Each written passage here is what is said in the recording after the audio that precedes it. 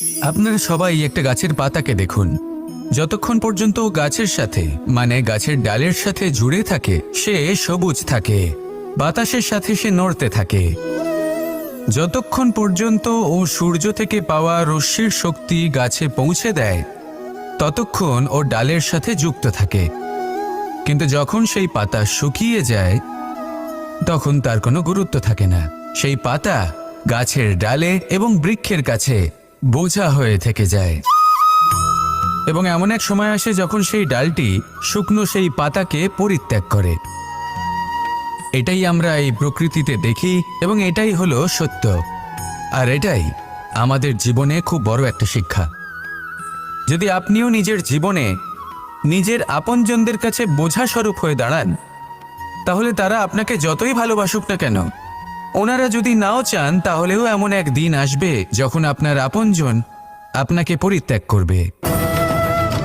সেই জন্য সবসময় আত্মনির্ভর হয়ে ওঠার চেষ্টা করুন, নিরন্তর পরিশ্রম করতে থাকুন, কারোর উপর বোঝা হয়ে থাকবেন না, বরং তার সাথে মিলে দায়িত্ব পালন করুন। এমনটা করবেন তাহলে আপনার সম্মানও বজায় থাকবে এবং সম্পর্কের মধ্যে আপনার মূল্যও বজায় থাকবে। আসুন আর আমার সাথে ভালোবেসে বলুন, রাধা রাধা। প্রেম 2.5 অক্ষর, মাত্র 2.5 অক্ষরের এই শব্দ প্রেম, এর মধ্যে ত্রিলোকের এবং সমগ্র ব্রহ্মাণ্ডের বীজ নিহিত আছে। এমন কি আছে যা এই প্রেম করতে পারে না?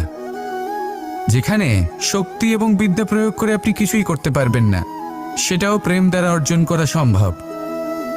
প্রেম চাইলে পাথরেও ফুল ফোটাতে পারে। প্রেম চাইলে ন্যাড়া পাহাড়ের বুক চিরে নদীপথ তৈরি করতে পারে। চাইলে নিরক্ষর ব্যক্তিকে সংসারের শ্রেষ্ঠ জ্ঞানী করে তুলতে পারে। শুধুমাত্র এই প্রেমের জন্য সবার দুষ্টু কানাই ঘনশ্যাম হয়ে উঠেছিল। শুধুমাত্র এই প্রেমের টানেই ত্রিলোকের স্বামী দ্বারকাধীশ নির্ধন সুদামার পদসেবাও করেছিলেন।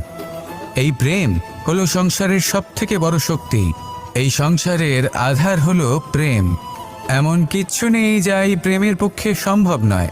যেখানে বিদ্যা এবং শক্তি সাহায্য করতে পারে না, সেখানে এই প্রেম আপনাকে জয়ী করে দিতে পারে। তাহলে আসুন আর আমার সাথে ভালোবেসে বলুন, রাধা রাধা।